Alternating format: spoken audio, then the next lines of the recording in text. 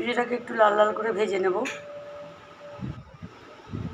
ঘি দিয়ে দেবো। সুজিটা ভাজা হয়ে গেলে এবার 2 চামচ ঘি দিয়ে দেব।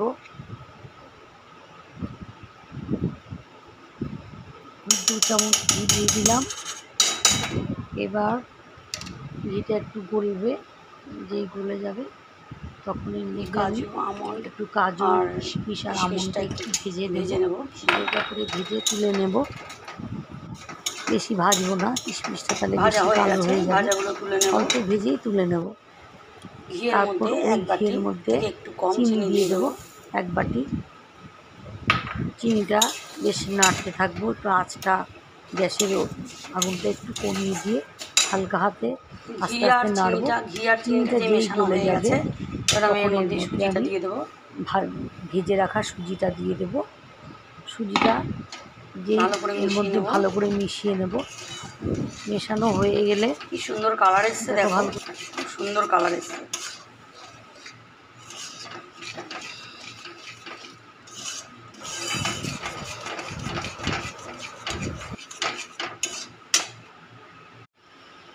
এরপরে দুধটা দিয়ে দেবো।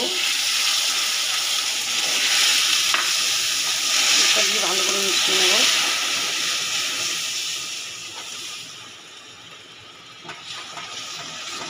ভালো করে মিশিয়ে নেব।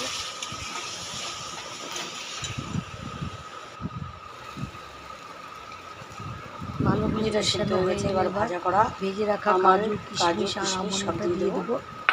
নিয়ে নামিয়ে ভালো করে মিশিয়ে নেব আমন্ড, কাজু, কিশমিশ। সুজিটা বেশি একটু ড্রাই হবে, খুব যে একটু বেশি মানে দুধ বেশি দিয়ে করিনি, অল্প দুধেই করেছি, কিন্তু পুরোটাই আমি ঘিতে ভেজেছি। এবার হয়ে গেলে কাজু কিশমিশ দিয়ে গরম গরম নামিয়ে দেবো। ঠান্ডা হলে পরিবেশন করবো।